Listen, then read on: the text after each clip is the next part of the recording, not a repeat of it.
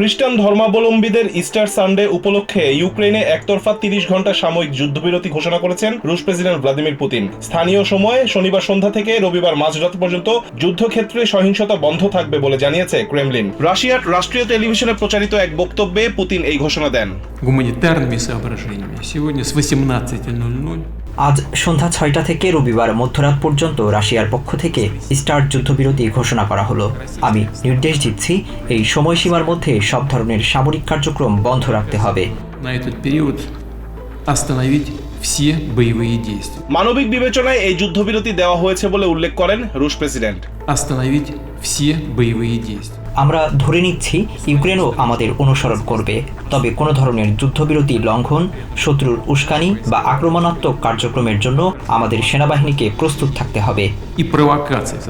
রাশিয়ার প্রতিরক্ষা মন্ত্রণালয় জানিয়েছে, বিশেষ সামরিক অভিযানের এলাকাগুলোতে থাকা সব সেনাদলের কমান্ডারদের এরই মধ্যে যুদ্ধবিরতির বিষয়ে নির্দেশনা দেওয়া হয়েছে। এক বিবৃতিতে রুশ প্রতিরক্ষা মন্ত্রণালয় জানায়, ইউক্রেন যদি পারস্পরিক শ্রদ্ধা প্রদর্শন করে তবে রাশিয়ার সেনারা এই যুদ্ধবিরতি মেনে চলবে।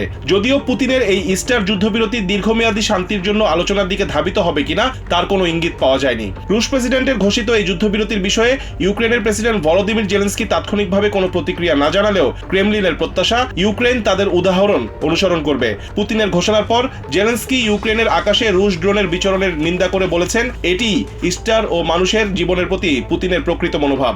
All of that is unclear. Potentially that's the sort of stick that may have made the trick, pushing Putin towards a little bit more of the reconciliatory mode, although again I would flag that this is just a couple of days of ceasefire. পুতিনের এই আকস্মিক যুদ্ধবিরতি ঘোষণা এমন এক সময়ে এলো যখন ইউক্রেন যুদ্ধ নিয়ে আমেরিকার উদ্যোগে শুরু হওয়া শান্তি আলোচনা ব্যর্থ হওয়ার পথে। মস্কো ও কিয়েভ যদি একটি শান্তি চুক্তিতে পৌঁছানোর বিষয়টি কঠিন করে তুলে, আমেরিকা মধ্যস্থতা থেকে সরে দাঁড়াতে পারে বলে শুক্রবার সতর্ক করেন প্রেসিডেন্ট ট্রাম্প। এর পরদিনই পুতিন এই একতরফা যুদ্ধবিরতির ঘোষণা দিলেন। বিশ্লেষকরা বলছেন, প্রেসিডেন্ট ট্রাম্প মধ্যস্থতা থেকে আমেরিকাকে যেন সরিয়ে না নেন সেটি নিশ্চিত করতেই রুশ প্রেসিডেন্ট পুতিন এই সাময়িক যুদ্ধবিরতির ঘোষণা দিয়েছেন।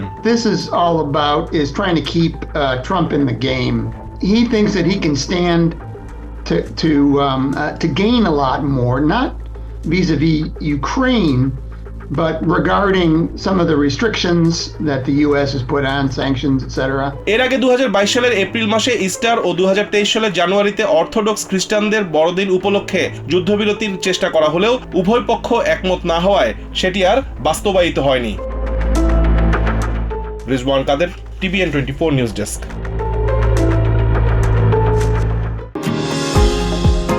নিউ ইয়র্ক থেকে সম্প্রচারিত TVN 24 টেলিভিশন বিশ্বজুড়ে বাঙালির কণ্ঠস্বর।